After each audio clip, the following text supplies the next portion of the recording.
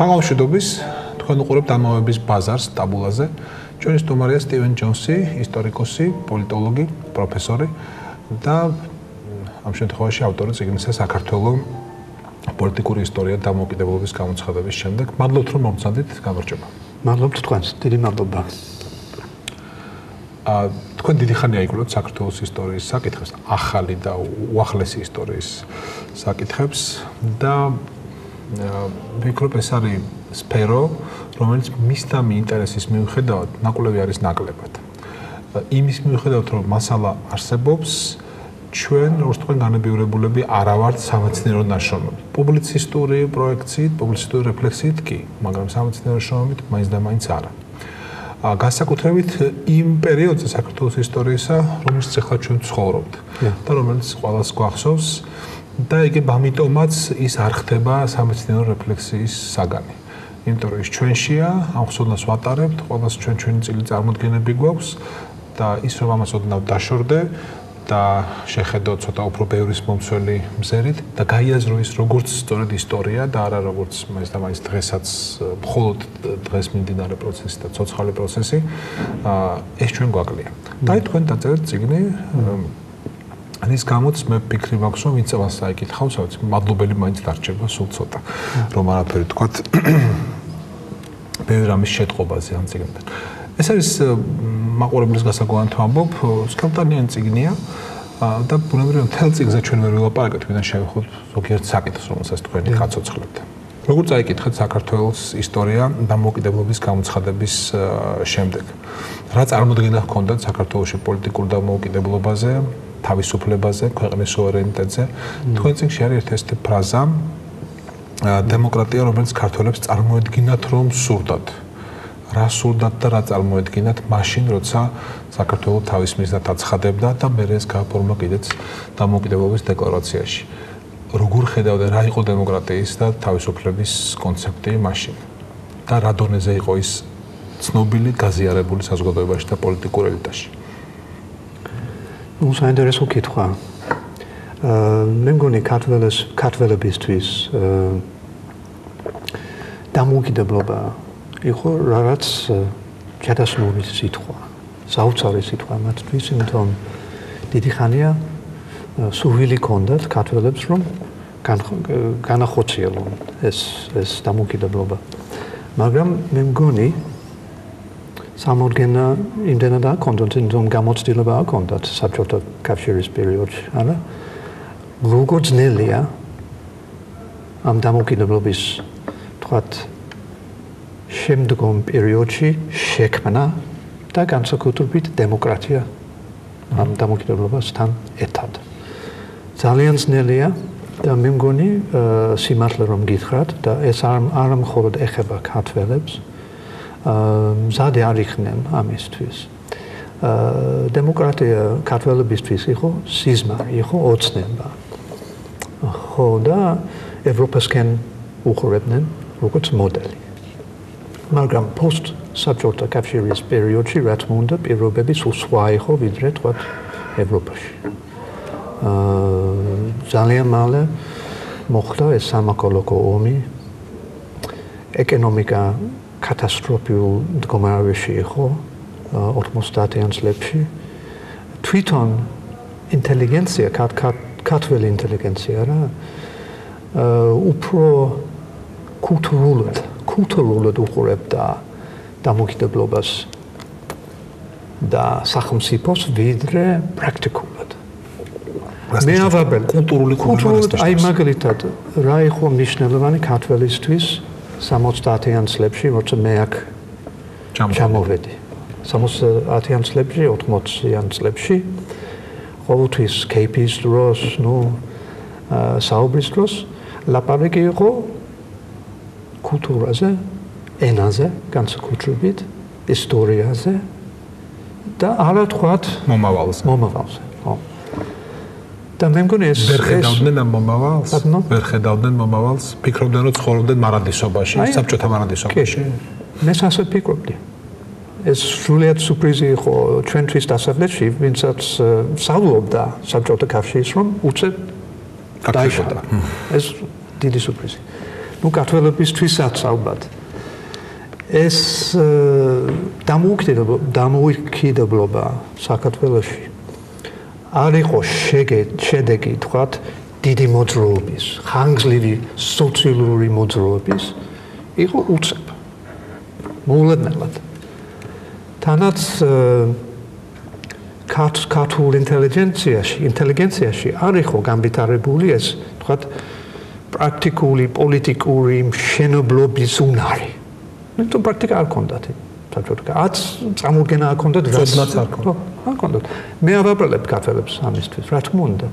მაგრამ ფაქტია, რომ როცა მაგალითად შესაძლებელი კი იყო, რომ იმ დროს ეს ცოდნა გქონოდა, თუნდაც ცოდნა, ხაი, პრაქტიკულად გასაგებია, რომ ვერც ვერ გააკეთებდი ალბერს, მაგრამ ის რომ სახელმწიფო ქართული საბჭოთა ინტელიგენცია ყოფილიყო მისი თანამედროვე ევროპელი ინტელექტუალების დონეზე იმდროინდელი საზროვნო სიტუაციების, საზროვნო ნაკადების, იმდროინდელი სამეცნიერო აზრის, პოლიტიკის შესახებ სამეცნიერო აზრის კურსში. აი ეს შესაძლებელი იყო მაშინ თუ არა? ეს იგი დამოუკიდებლობის დამოუკიდებლობამდე.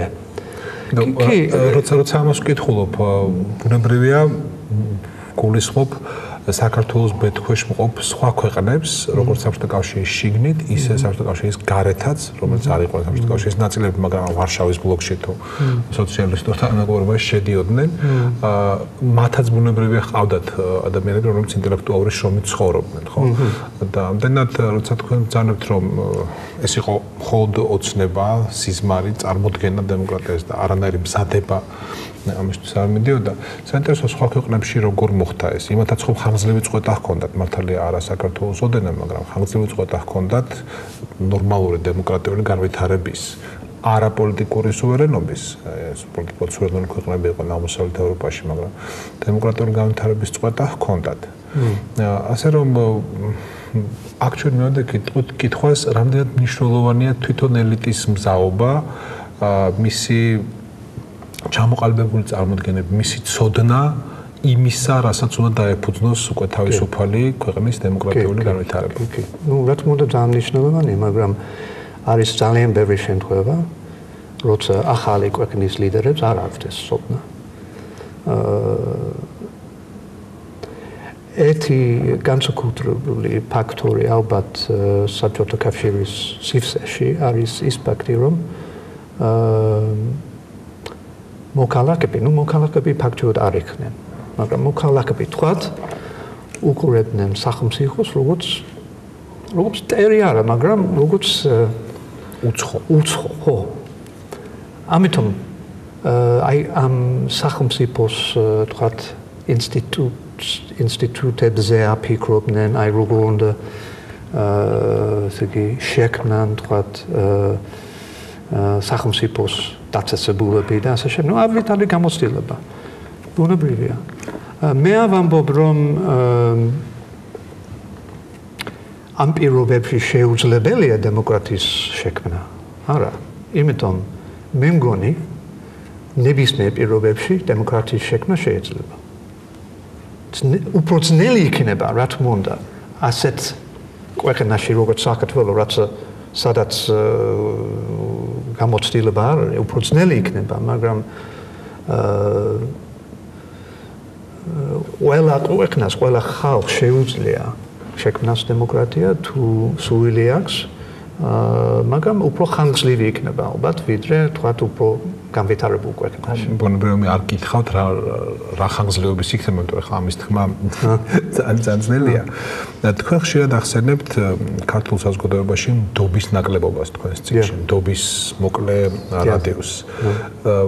ერთი ახსნა მოვისმინე, ეს არის ალბათ მაინც საბჭოთა პერიოდიდან გამოყოლილი უნდობლობა და გაუცხოება, როგორც თქვენ ბრძანებთ სახელმწიფო ინსტიტუტებისადმი. რამე სხვა მიზეზი თუ აქვს ამას, ანუ ნდობას მხოლოდ ვიწრო წრეების შიგნით და არა ფართოდ საზოგადოებაში, არა უცნობი ადამიანების მიმართ ნდობას და როგორ ხერხდება თუ ხერხდება მისი დაძლევა, რასაც ჩვენებს სხვა ქვეყნების, სხვა საზოგადოებების გამოცდილება ამ მხრივ. მე მგონი ქართველები უკვე მიაღწიეს რა ეს ახალი ეტაპი, თქვა, როცა ნდობა უკვე მეტნაკლებად არსებობს სახელმწიფოსადმი. და როგორ მოხდა ეს? ალბათ დროის ამბავი, პრაქტიკა. როცა მოქალაქე ხედავს, რომ თქვა სახელმწიფო რაც აკეთებს მოქალაქესთვის, უსმენს, ხედავს, რომ ცვლილებები შეიძლება იყოს მოქალაქის ინიციატივით და ასე შემდეგ. აი როცა პრაქტიკული შედეგი არის ამ სახელმწიფოს და მოქალაქის ურთიერთობის გამო. ესე იგი შედეგი უნდა იყოს, რომ მოქალაქემ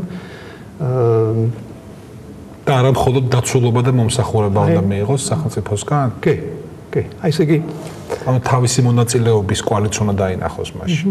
თუმცა თქვენ წიგნში ასევე აღნიშნავთ, რომ ხალხი საქართველოს ელაპარაკი არ მონაწილეობს, არ ერთვება ქვეყნის მმართველობაში.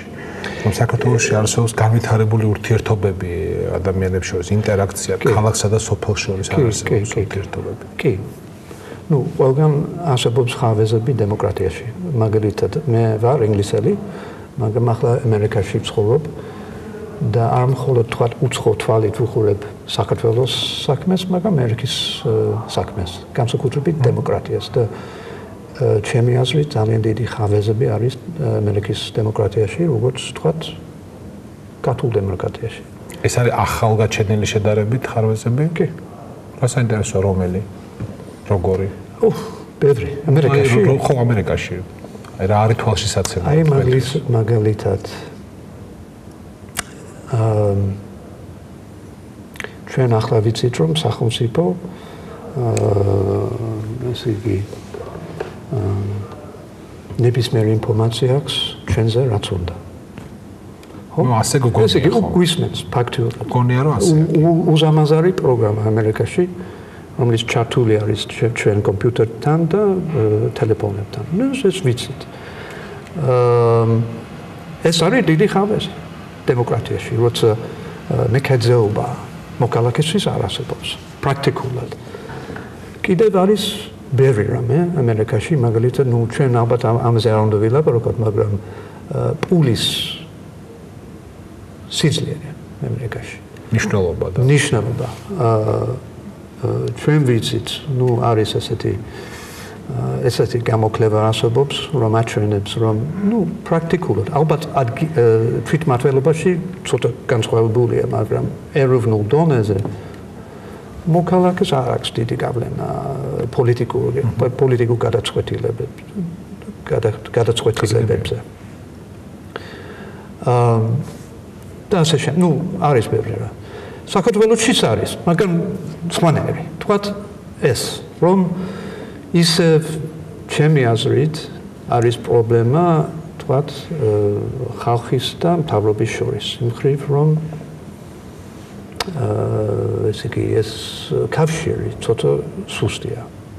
მე ამიქვეს, იმიტომ ჯერ 20 წელი გავიდა დამოუკიდებლობის შემდეგ და პარტიები საერთოდ სუსტები არიან, ადადიან თქვათ ხალხში, არ უსმენენ ხალხს და მე მათ ინტერესებს თქვათ რატო კვლევები ხომ ტარდება მოქალაქეების განწყობებს, ინტერესებს იგებენ და მე ამითი ამ ინფორმაციით თავი ოპერირებენ ხოლმე. კი, არის ასეთი. კი, რა თქმა უნდა, მაგრამ მაინც ჩემთვის როცა ვუყურებ მაგალითად პოლიტიკურ წრეებს საქართველოში, ჩემთვის აღკარად რომ არის თქვათ ელიტური თქვათ წრეები, სადაც პოლიტიკა ხდება, არის თქვათ კეთდება მოსაზრების ესე იგი გაცვლა გამოცვლა და ასე შემდეგ და ხალხი თუთ ეს არის შეწყვეტილი ამ პოლიტიკისგან და არიციან რა ხდება სინამდვილეში. მე ალბათ ცოტა ვაზრიადებ და ეს ფაქტორი ალბათ არსებობს სხვა დემოკრატიებში. მაგრამ ამის უკან არის ისევ მეორე პრობლემა, რომელიც თქვენ მოიხსენეთ ახლა, ეს არის დიდი განსხვავება თქვათ ქალაქის თბილისის და დანარჩენის შორის. არ მხოლოდ სოფლებში, მაგრამ ქალაქებშიც. როგორია ეს განსხვავება? მისი ამ განსხვავების შინაარსი რა? ეკონომიკური მდგომარეობა მაგალითად ინვესტიცია ძალიან არის ყველა ინვესტიცია ძირითადად განსხვავება არის. კულტურული კი რა თქმა უნდა იქნება. იმიტომ ყველაზე კარგი თქვათ დაწესებულები რომ განათლების დაწესებულები აქ არის თბილისში. ნუ ყველა უნდა რომ აქ ჩამოვიდეს არა სასწავლებლად. კი არის კარგი დაწესებულები თქვათ ქუთაისში იქნება ალბათ ბათუმში უნივერსიტეტი ხომ იქ არის ბევრი უნივერსიტეტი ნუ მაგრამ კი არის რა თქმა უნდა განსხვავება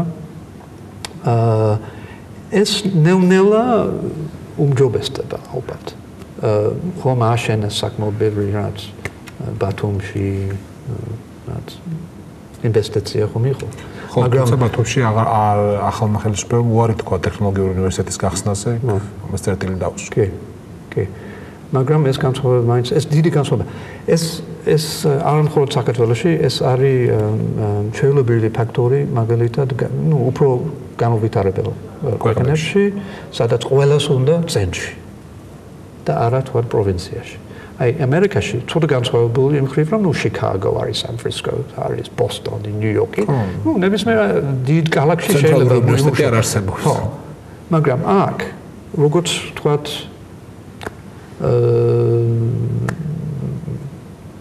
ზოგ ქვეყანაში სამხრეთ ამერიკაში თქვა აი ყველას უნდა დედაქალაქში და ეს არის მავნებელი პროვინციისთვის როცა არ არის თქვათ გამბიტარებული ადგილები სხვაგან ვიდრე მხოლოდ გასაგები თქვენ როდესაც ლაპარაკობთ ევროპის ისტორიაზე და ევროპაში დემოკრატიის ისტორიაზე თქვენს წიგნში აღნიშნავთ რომ დემოკრატია დამკვიდრდა და ევროპის ისტორია მოიცავს ბრძოლას დემოკრატიას და სახელმწიფოს შორის რომ აი ამის გავლით დამკვიდრდა მოიკიდა და ფეხი და განვითარდა დემოკრატია ევროპის ქვეყნებში ასეთი ისტორიის გაუვლელად დემოკრატიის დამკვიდრება განვითარება შეუძლებელია იმიტომ ჩვენ სხვა ისტორია გვაქვს აშკარად დემოკრატიას და სახელმწიფოს აქ ერთმანეთთან არ უბრძოლიათ არასოდეს მე მგონი კი აი რამენდოდა მეთქვა როცა ეს დაწერე რომ ჩვენ დასავლეთში ჩვენ ძალიან ხანდახან ცუდად ვუყურებთ საქართველოს საქმეს იმ ხრივ რომ ჩვენ ფიქრობთ რომ ჩვენ უფრო მაღლა დგება ვიდრე თქვა ქართველები დემოკრატიის მხრივ ჩვენ ფაქტიურად ავადარებთ ჩვენ მდგომარეობას საქართველოსთან იმიტომ ჩვენი მდგომარეობა დემოკრატიის მის როგორც გითხარით 10 ისე კარგია როგორც საქართველოში მაგრამ ჩვენ მაინც ვფიქრობთ რომ უკეთესია არა მე პირიქით მე ჩვენ უნდა ვიფიქროთ აი მაგაზე რომ ისტორიულად მაგალითად ევროპაში totalitarianism იყო მე-20 საუკუნის პირველ ნახევარში ხო აი ესე იგი ევროპის ისტორია არის ძალიან შერეული ხან იყო ავტორიტეტიზმი ხან იყო უფრო თქვა დემოკრატია ქვემოთ ეს ყოველთვის ეს ბრძოლა იყო და ბოლოს როცა მეორე მსოფლიო ომის შემდეგ როცა შექმნეს ეს ევროპის კავშირი და ასე შემდეგ ნუ რა თქმა უნდა სხვა მიმართულებით წავიდა ევროპა მაგრამ საქართველოს იგივე პრობლემები აქვს რაც ევროპა ქონდა მე-20 საუკუნის პირველ ნახევარში როცა იყო ეს ბრძოლა სახელმწიფოს და ხალხის შორის აი მაგალითად 90-იან წლებში საქართველოში აი ახლა ხანს ხო ნუ ეს იყო სამოქალაქო ომი იყო და არანდობა სახელმწიფოსთვის იყო სამოქალაქო საზოგადოება რომელიც ქმნიდა ახალ თქვათ ღირებულებებს და ასე შემდეგ ის იყო ნუ დაძაბულობა ერთად მიდიოდა რა დემოკრატიისკენ იგივე პრობლემები იყო ევროპაში და ამით მინდოდა მეთქვა რომ საქართველოს ისტორია ძალიან გავსი ევროპის ისტორიას არ არის იმდენად განსხვავებული აი მე-19 საუკუნიდან დაწყებული აი როცა ილია ჩავჭავაძე კაკი წერეთელი ესე იგი აქტიურობდნენ ნაციონალიზმის კოთების გაღვივების საზრდასი. ეს განმეორება ევროპის მოძრაობის იმ დროს, არა? ნუ იტალიაში, გერმანიაში მაგალითად. ძალიან ბევრი პარალელური პრობლემები და იმდენად განსხვავებული ახლაც რა თქმა უნდა არ არის, როგორც დასავლელები ფიქრობენ. საინტერესოა. თქვენ ამბობთ, რომ არსებობს ფსიქოლოგიური, კულტურული, ფინანსური და ინსტიტუციური დაბრკოლებები დემოკრატიის განვითარებისთვის. მაგრამ ალბათ არსებობს ამავე ხასიათის, ანუ ფინანსურიც, ფინანსურიც ნაკლებად, მაგრამ ინსტიტუციური, ფსიქოლოგიური და კულტურული ხელშემწყობი ფაქტორებიც დემოკრატიის განსავითარებლად საქართველოში. მოდი მაინც ვილაპარაკოთ დაბრკოლებებზე. მაგათ ფსიქოლოგიური დაბრკოლების ხსენება ეს ძალიან საინტერესოა და მოითხოვს გაშლას და კონკრეტებას სიამოვნებით მოვისმენდი ამას თქვენგან. ხო, ნუ ასეა. მაგრამ იგივე ადამიანებს, ხო? იგივე პრობლემა ევროპაში არ არის. აი მაგალითად. ჩვენ არ ვიცით მაგალითად ესე იგი იმიგრაციის წინააღმდეგ ბევრი გამოვიდა საფრანგეთში, დიდი დემონსტრაციები იყო. ჰომოსექსუალების წინააღმდეგი ბევრი დემონსტრაციები და ასე შემდეგ. იგივე პრობლემები არ არის უნიკალური საქართველოში, ეს მენტალიტეტის პრობლემა. უბრალოდ ალბათ ევროპაში უფრო მეტი თქვათ კანონი არსებობს, უფრო მეტი ნორმატიული აქტები, ინსტიტუტები და ასე შემდეგ, რომელიც უფრო სტაბილურები არიან და ასე. მაგრამ მენტალიტეტი კი ევროპაში ცოტა განსხვავებული და ალბათ ცოტა ეს არის ლიბერალური. კი არის უფრო ლიბერალური ვიდრე საქართველოში, მაგრამ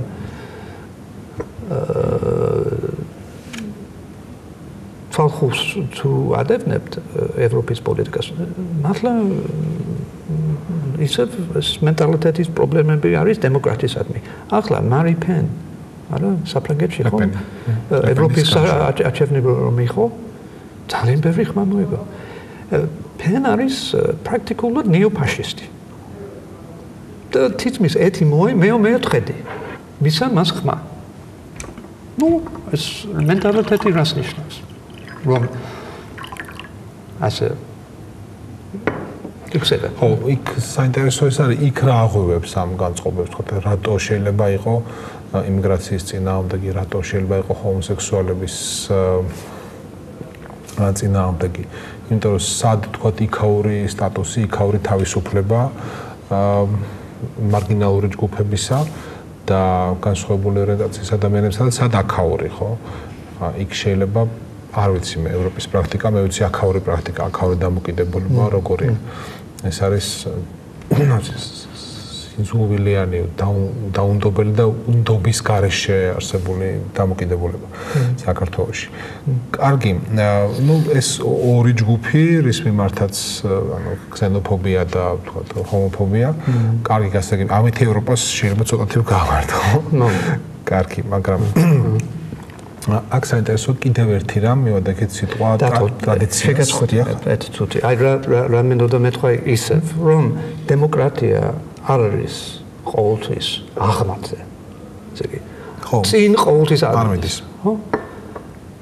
ნუ საქართველო არის კაი მაგალითი, ხან იქით ანაკით ევროპაში ციგილე პრობლემები, ესე იგი თუ გინდა და თქვენ იცით ეს ალბათ, თუ გინდა შეენარჩუნოთ დემოკრატია, ეს არის მუდმივი ბრძოლა.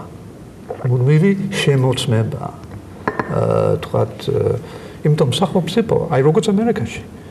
თუ უნარი აქვს რომ გააკეთოს რამე თავისთვის, ვიდრე ხალხისთვის გააკეთებს. ახლა მაგალითი ამერიკაში არის ეს შესაძლებლობა რომ შეუძლია ყველას მოусმინოს. რა თქმა უნდა იყენებს ამ შესაძლებლობას. ამიტომ ეს არის მუდმივი ბრძოლა და ხან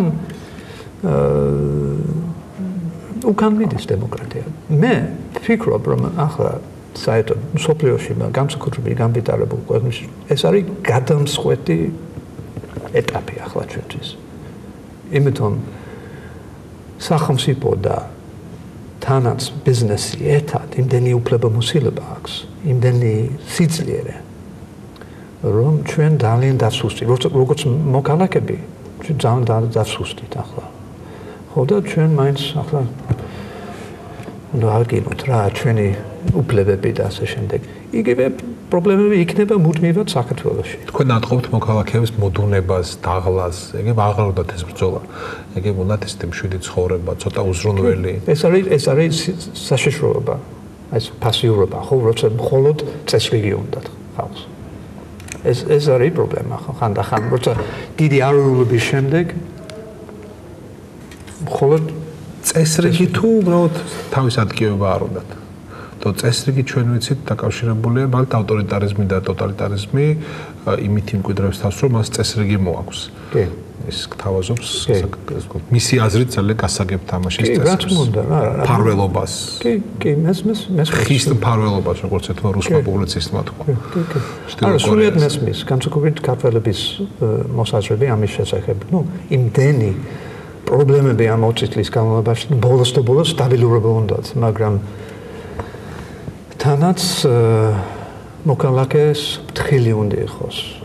კი, სტაბილურობა კარგია. კაცისთვის, რომელიც 20 წლის განმავლობაში უმუშევარია, საქმე არ აქვს და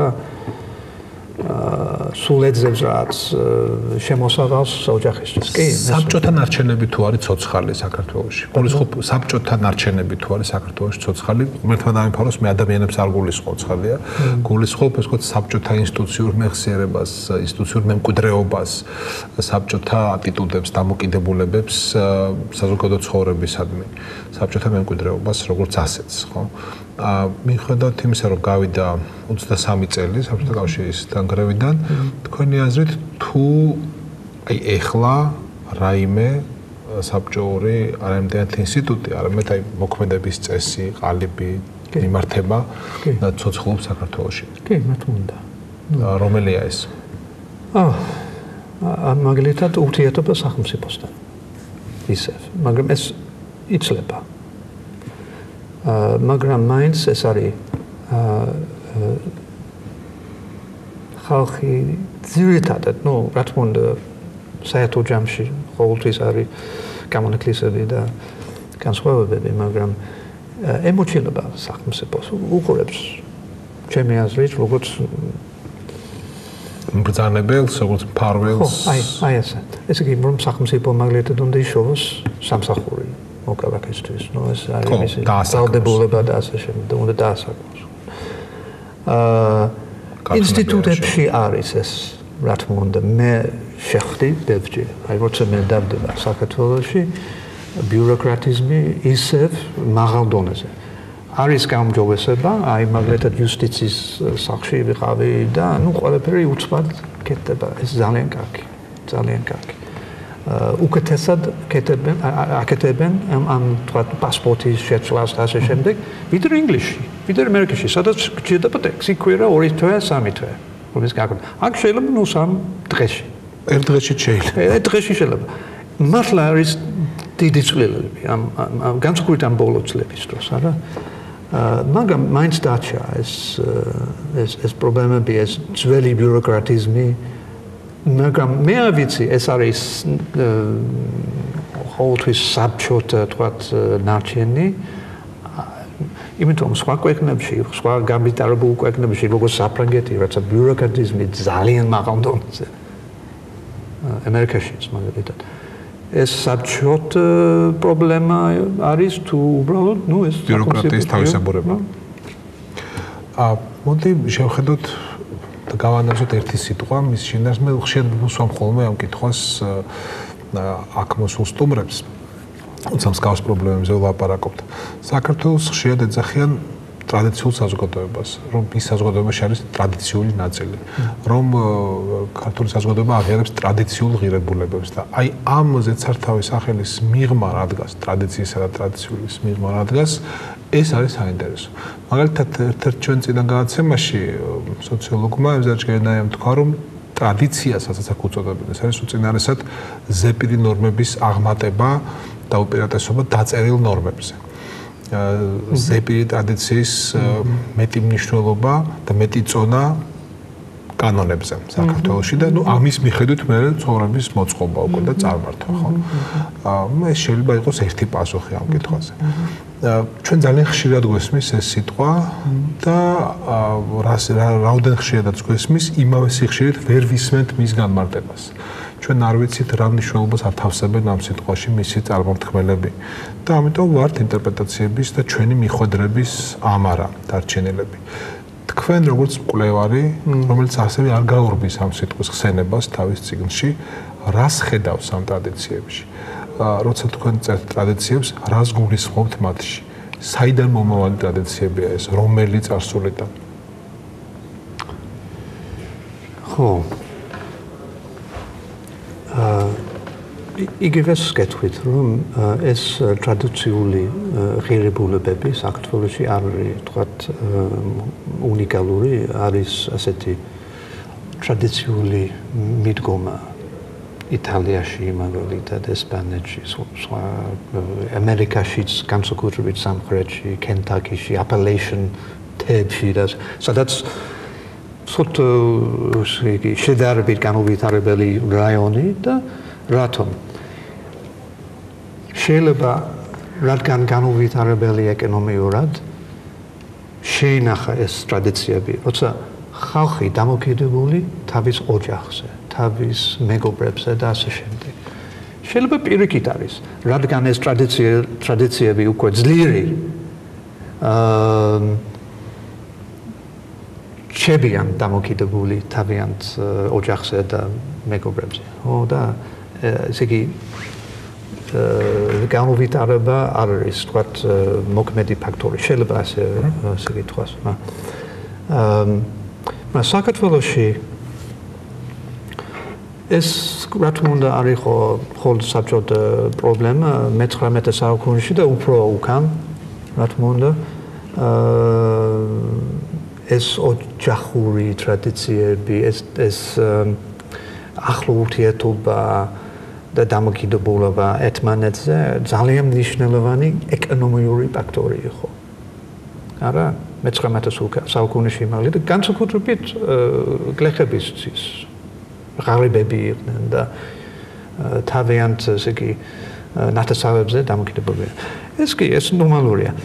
საბჭოთა კავშირის დროს მე მგონი ესეთი დამოკიდებულება სხვაზე, ვინც თქვენს გვერდით არის, ან ოჯახის წევრზე, ან მეგობრზე, უფრო გაძლიერდა საბჭოთა კავშირის დროს. უფრო გაძლიერდა, რატომ? იმიტომ სახელმწიფო გამკეთებელი არ იყო. თქვენ დაგჭირდათ პატრონი. თქვენ დაგჭირდათ გავლენიანი კაცი. პაროლი. ხო. და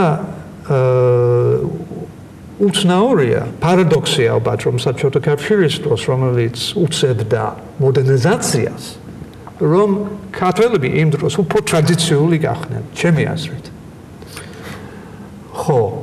და ეს ურთიერთობა ქართველების ეს ხო წინააღმდეგობა, რაღაც რეზისტენციის ფორმა. წინააღმდეგობა სახელმწიფოს შენობებას. აი მაგაში არის პრობლემა. ახლაც არის, რა თქმა უნდა, იმიტომ ნაცნობების სისტემა ძალიან ძლიერი ისევ საქართველოში. ესე იგი მერიტოკრატია არ ასწავლებს ჯერჯერობით საქართველოში. ნუ არის ალბათ სახელმწიფოს კონტექსტებია. წინსვლა არის აშკარად, მაგრამ თუ ღარიბი ხართ, თქვათ, ქუთაისში ცხოვრობდან ზუგდიდში ან სადმე დასაქმება კონტაქტის გარეშე, ესე იგი, გავლენიანი კაცის გარეშე ძალიან ძნელია. ეს არის განათლება გახდა უფრო ხელმისაწვდომი შენი სოციალური მდგომარეობის მიუხედავად. კი, გეთანხმები. შენზე უფრო მეტია დამოკიდებული. განათლება რას ნიშნავს? განათლება ნიშნავს მომზადებას იმისთვის, რომ ივარგო მერე ცხოვრებაში. ეს კი, მაგრამ დასაქმება სხვა არის. მე შემიძლია მქონდეს განათლება, ამირიღო სამსახური. იმიტომ მე ავიცნობ საკმარის თქვათ კავშირებს სხვაგანაც აქვს მნიშვნელობას. არა მარტო ტრადიციულ საზოგადოებებში, არამედ განვითარებული დემოკრატიის ქვეყნებშიც კავშირები მნიშვნელოვანია. კი, ნამდვილად. მერიტოკრატიის გვერდით. კი, რა თქმა უნდა არსებობს, მაგრამ აქ უფრო მაღალ დონეზე. უფრო უპირატესია. და უშლის, როგორც გითხარით, ეს მერიტოკრატია, რომელიც საჭიროა განვითარებისთვის, ჩემი აზრით. არ არის თქვათ განსხვავება კერძო ცხოვრების და საჯარო ცხოვრების. და როცა არ არის განსხვავება, ყოველთვის იქნება ეს ნაცნობების სისტემა და თანაც კორუფცია. მაგასთან ერთად. აი როცა თქვენ აიყვან კაცს, იმიტომ იცნობთ ვიდრე თქვათ კარგი პროფესიონალი, ეს უკვე რაც კორუფციის რაც თუ ამას სახელმწიფო სექტორში აკეთებ კი, თუ ბიზნესში აკეთებ ეს მაინც კი, ბიზნესში უფრო კი, გასაგებია. ბიზნესში თუ ხდება, ესაც ძალიან ცუდი ეკონომიკისთვის. თქვენ ხომ გინდათ ყველაზე კარგი კაცი, რომელიც აკეთებს თავის. ერთი რამ არის საინტერესო, თქვენ ბრძანებით ისტორიკოსი და პოლიტოლოგი. როგორ ფიქრობთ ისტორიის შესწავლით, მასზე დაკვირვებით, ამომწურავი ინფორმაციის აკუმულირებით, შეიძლება თუ არა მეტნაკლებად რაციონალური პროგნოზი გააკეთო ქვეყნის განვითარების, დემოკრატიის განვითარების ამ პირიქით დაბრკოლების თვალსაზრისით.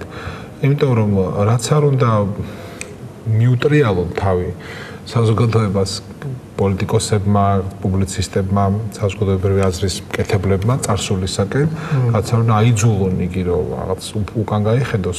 მე მაინც გონია რომ ადამიანი უფრო წინ იყურება და მას უფრო აღელვებს მომავალი. კი, რა თქმა უნდა.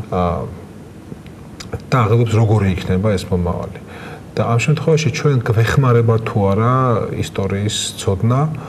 ცხადია ეს არ ნიშნავს რომ ჩვენ თუ ისტორია ვიცით, დავიკრებთ ესე გულზე ხელებს და დავინახოთ მომავალს როგორი იქნება. არა, უბრალოდ ისტორიის ცოდნა გვაძლევს თუ არა გაკვეთილებს, საიმისოდ რა გავაკეთოთ უკეთესი მომავლისთვის. კი.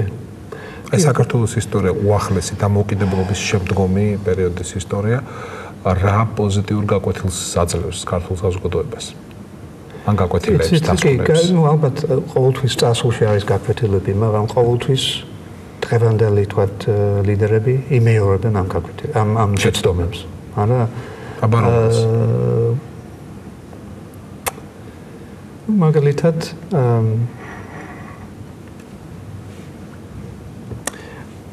გეტყვით ახლა რომ არ მხოლოდ ქართველები იმეორებენ ამ შეცდომებს, მაგრამ დასავლეთშიც, მაგალითად დასავლეთის ურთიერთობა საქართველოსთან, არა?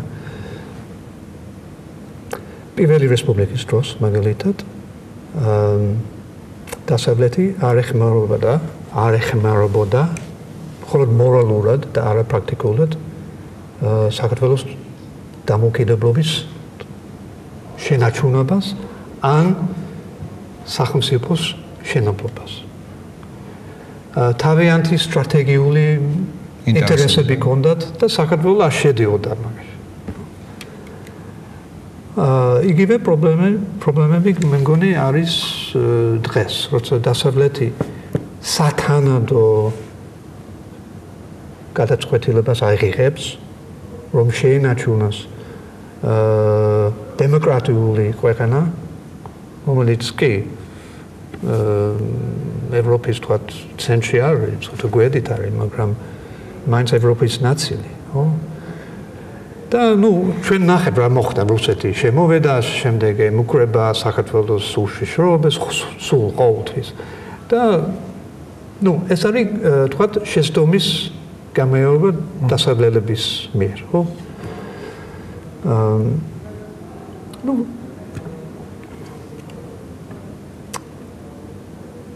ეს ნელოდა მე. ხო, ერთი კითხვაც თუ ისე საბჭოთა კავშირი რომ გავიხსენოთ, საბჭოთა კავშირი დააფუძნა იმ ხალხს, ბოლშევიკებს, ჰქონდათ ამბიცია და მე ფიქრობ, მათ ეს ამბიცია განახორციელეს, ხორცი შეასხეს მენტალური გარდატეხის, კულტურული ცვლილებისა საზოგადოებაში. რა გამოვიდა აქედან ეს ცალკე საკითხია, მაგრამ მათ ეს შეძლეს. არსებობს თუ არა წარმატებული გამოცდილება თქვენი აზრით და იქნება თუ არა ქვეყნისათვის, საზოგადოებისათვის სიკეთის მომტანი ასეთი ამბიცია დღეს 21 საუკუნეში თუ გაუჩნდება ხელისუფლებას დაეხმაროს კულტურულ გარდატეხას საზოგადოებაში. ბოლშევიკებს მე მაგალითად არ ვსახავ, უბრალოდ ვიხსენებ, რომ ყოველთვის თვალსაჩინო მაგალითია ხელისუფლების სურვილისა შეცვალო საზოგადოება. რა მიიღეს ის ძალთა საკითხები მეორე. პრინციპულად ეს აღმოჩნდა შესაძლებელი. მიაღწიო კულტურულ გარდატეხას და გადამტრევას ალბათ არა მარტო გარდატეხას. და როგორ ფიქრობთ დღეს საქართველოს ისტორიას დაკვირვება, აწყოზე დაკვირვება გვაძლევს საფუძველს ვივარაუდოთ, რომ შეიძლება გაჩნდეს ხელისუფლება ამ ამბიციით, მისცეს ძლიერი ბიძგი ქვეყნის მოდერნიზებას, კულტურულ და სოციალურ-ფსიქოლოგიურ ცვლილებებს მოსახლეობაში. აი ამ გამხატული ამბიციით მოსვლა მოსაოდნელია. რომელიმე ძალის. კი. აი მაგალითად, სააკაშვილის დროს, ხო? ეს იყო ძალიან იდეოლოგიური მოძრაობა. ჩემი აზრით. იმიტომ უნდათ საქართველოში ძალიან რადიკალური ეკონომიკური ცვლილებები, ნეოლიბერალიზმი რაც ქვია, ხო? ერთი მხრივ კი კარგი, თუმცა შედეგები იყო. მეორე მხრივ ცუდი, იმიტომ ძალიან ბევრისთვის არ იყო შედეგები, ხო? მე მქონდა ძალიან ხშირად ლაპარაკი მთავრობის ხალხთან სააკაშვილის დროს და მე ყოველთვის ვათხოვდი, რომ იდეოლოგები იყვნენ. ეს მაგაში ყოველთვის არის პრობლემა. როცა ვეხედავ რეალობას. იმიტომ იდეები გაქვს, რომ ასე უნდა იყოს, ხო? და ყოველთვის რაც გეგმა გაქვს, საზოგადოება როგორ უნდა განვითარდეს იდეების მიხედვით. მე მგონი პრობლემა იყო სააკაშვილის დროს, ზუსტად ეს პრობლემა. ახლა მე მგონი სახელმწიფო ცოტა გამარჯვებასდა იმ მხრივ. მაგრამ ესე იგი უფრო პრაგმატიკულია. მაგრამ მეორე მხარე ის არის, რომ მე შეიძლება იყოს უფრო სტაგნაცია არა, ეს ცოტა ძლიერი სიტყვა, მაგრამ შენელება, ხო. ესე იგი არის მომენტები იდეების გამო? იდეების არა, იდეები არის, მაგრამ არის მომენტები სახელმწიფოს ცხოვრებაში, როცა რადიკალური გადაწყვეტილება საჭიროა. მე მგონი. და ზუსტად აი სააკაშვილის დროს განსაკუთრებით დასაწყისში შევერდნაძის გასვლის შემდეგ საჭიროა. მაგრამ მე გახდა რაც სხვა სახელმწიფო, განსაკუთრებით სააკაშვილის მეორე ვადის დროს. როცა უკვე დაკარგული იყო მიზეზი, რას აშენებდნენ და რატომ აშენებდნენ. ჩემი აზრი, ალბათ სხვანაირად ფიქრობს. მე მგონი რაც ამ მთავრობა რაც აკეთებს ახლა, ესე უფრო ინკრემენტებით გაკეთებული, ესე იგი ნელ-ნელა, ესე იგი რეფორმებით, ვიდრე თქვათ საერთო გეგმით. ეს არის უკეთესი ვარიანტი და ახლა საჭიროებს ალბათ საზოგადოება ახლა ეს ეტაპი, ხო? მე ძალიან მიყვარს ის ფაქტი, რომ ახლა საქართველოში არ არის ესეთი დიდი პიროვნება, როგორც შევერდნაძე იყო, როგორც სააკაშვილი იყო. ახლა ყავს ღარიბაშვილი და ყავს მაგველაშვილი. ქარიზმატიული პიროვნებები არ არის. ქარიზმა იქით იყოს, კომპეტენციაც საჭიროა, მე მგონი, ხო? კომპეტენცია საჭიროა, მაგრამ არ არიან პოპულისტები. უფრო ნორმალური თქვათ ეტაპზე გადავიდა იმ მხრივ საქართველოს ახლა, ჩემი აზრით. უფრო აი როგორც ევროპაში. თქვათ